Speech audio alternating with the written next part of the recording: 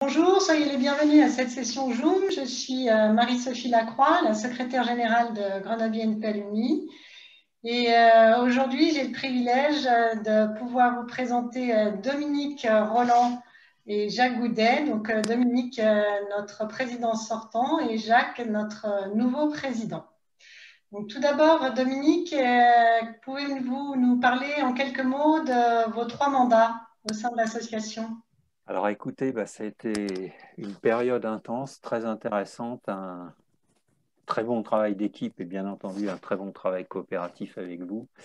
Et le point que je voudrais en sortir, qui vraiment ressort de ce mandat, c'est la mise en place de notre nouveau site qui a pu être permise par l'action de Bertrand Dos, qu'il faut souligner, qui s'est investi pleinement dans ce nouveau site avec un nouveau prestataire. Après que moi, j'ai trouvé une situation à mon arrivée qui n'était pas terrible, et que j'ai clôturé, on va dire, le dossier avec l'ancien prestataire qui était de Toulouse. Voilà. Et donc aujourd'hui, on a, Jacques, tu le sais, on a un outil, un bon outil qui nous permet de faire du réseau, qui nous permet de communiquer, qui nous permet d'impliquer nos membres. Et on s'est également efforcé de réaliser une newsletter quasiment mensuelle sur laquelle on informe notre réseau de nouvelles, de nos réunions institutionnelles ou pas, de la vie des groupements régionaux, etc. Voilà. Donc, pour moi, c'est ce qui est le plus marquant.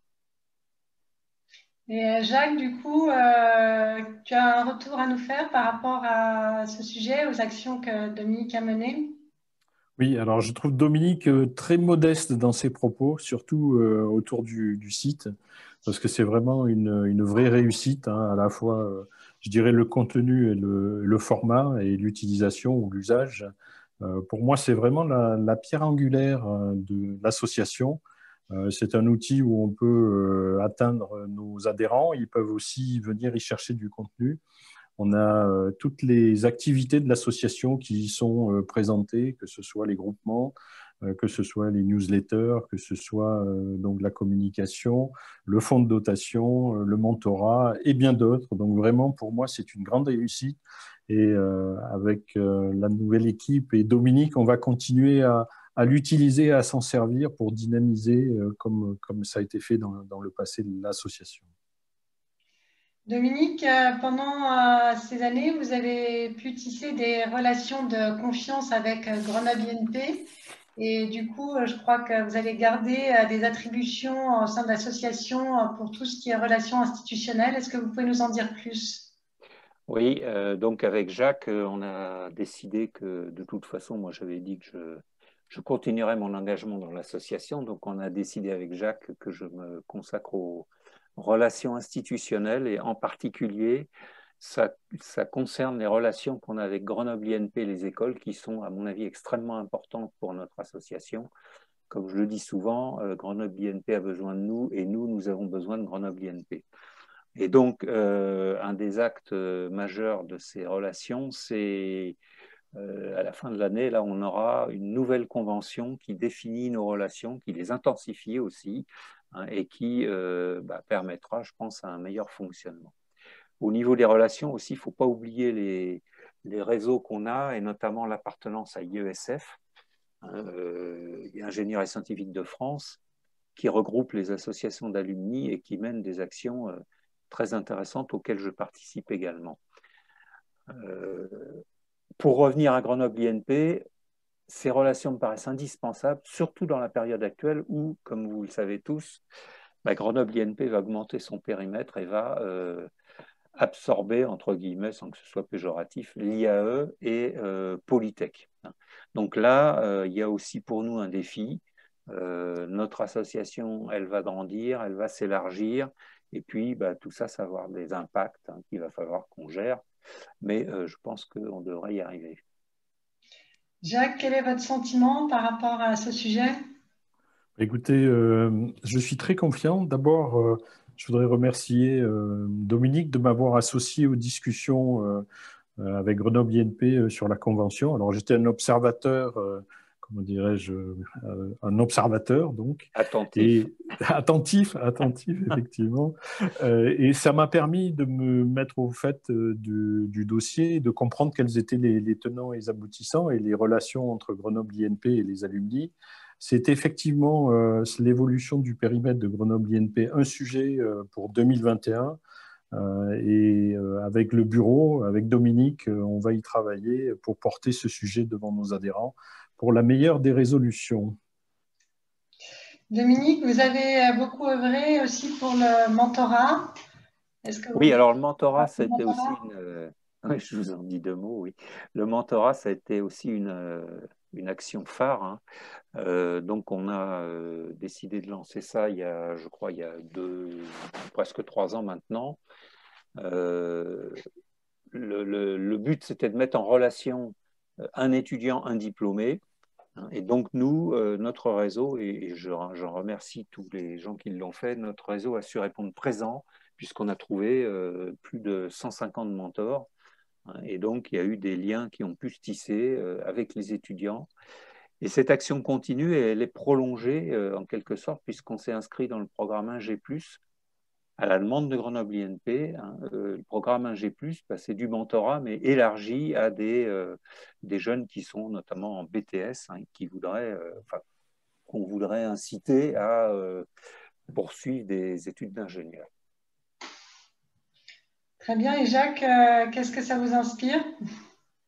Le mentorat, moi, je suis vraiment un fervent supporter comment dirais-je, de ce dispositif.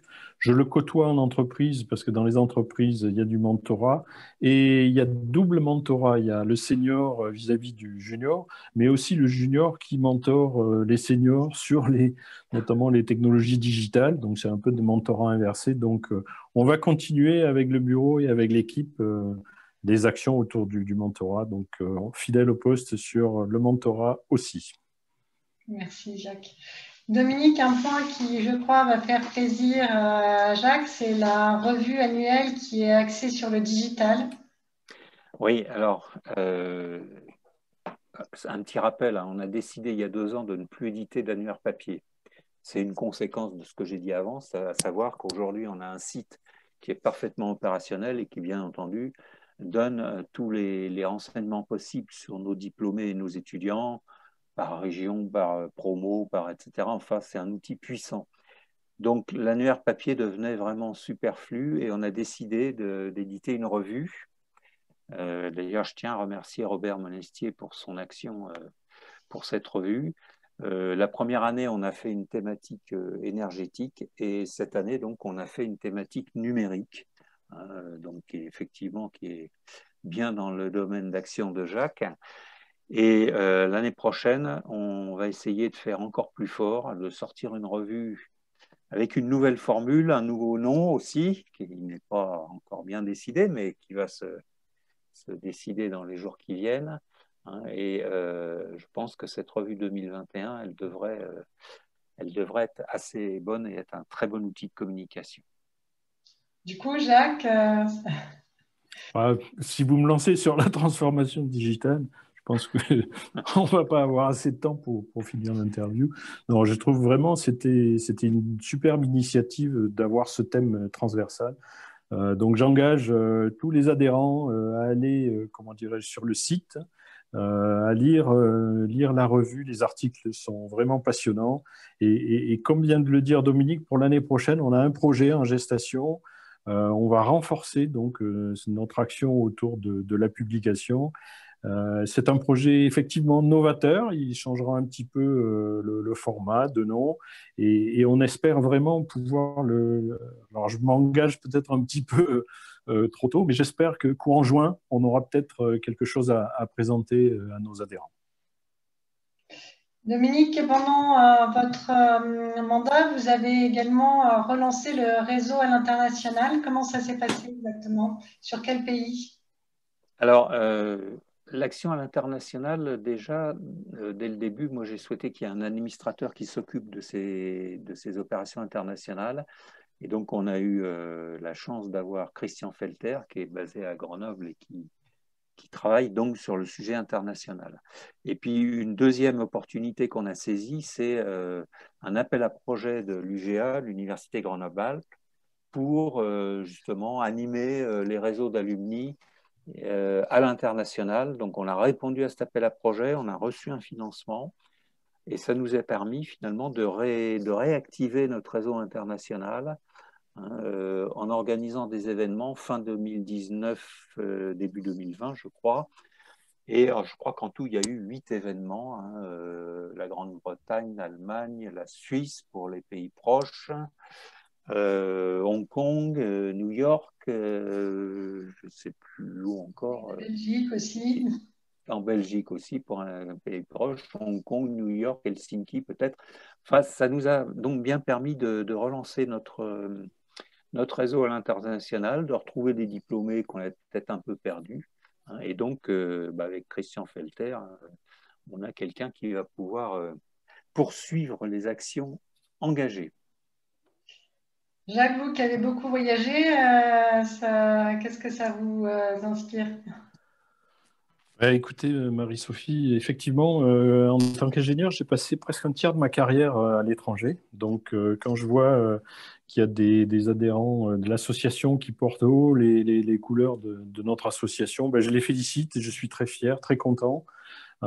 C'est vraiment une action que sur 2021 et même, je pense, les années suivantes, on va continuer. Et c'est toujours ce qu'on trouve dans, comment dirais-je, les activités, comment dirais-je, quand on sort un peu de sa zone de confort, on voit d'autres choses.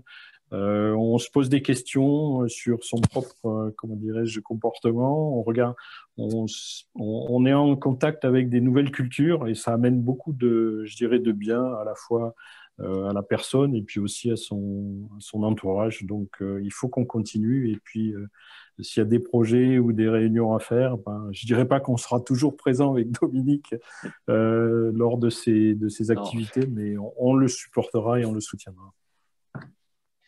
Pour finir, Jacques, est-ce que vous pouvez nous dire Attendez, Marie-Sophie, j'aimerais juste donner un petit avis sur. On avait évoqué un sujet, mais qui est intéressant et qu'il faut peut-être évoquer dans cette interview pour le rappeler, c'est la situation financière. Donc, comme on a vu à l'issue de l'Assemblée générale, notre situation financière est bonne. On n'est pas endetté, on a de la trésorerie et surtout, comme ça a été voté à l'Assemblée générale, on a récupéré les fonds de la Maison des ingénieurs et scientifiques de Lyon, ce qui, quelque part, nous donne des possibilités d'action et de montage de projets. Donc, je voudrais en profiter de cette interview pour dire à tous nos diplômés, nos étudiants, allez-y, proposez-nous des projets, montez des projets. Nous, on a des ressources, à la fois dans l'association et également dans le fonds de dotation qu'on a créé spécialement pour monter des projets, pour soutenir des projets d'étudiants en particulier. Voilà le message que je voulais faire passer.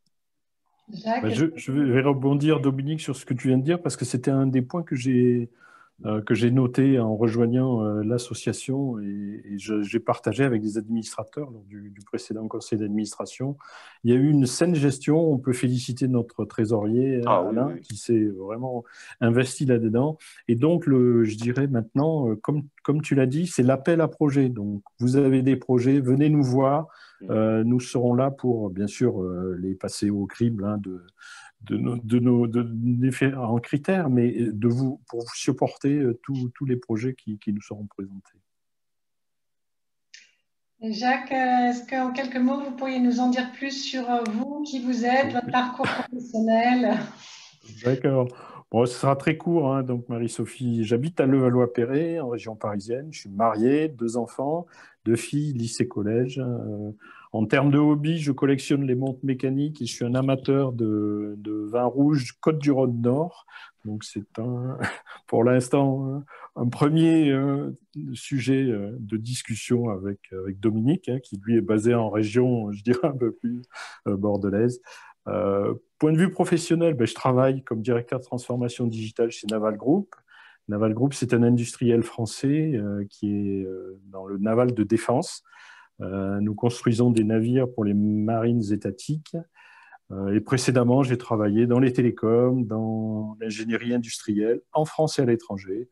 Voilà, et donc maintenant, je suis avec ma modeste expérience et mes compétences, j'ai du temps à apporter donc, à Grenoble INP Alumni. J'espère qu'on va faire de belles choses en 2021 et dans les années à venir. Merci.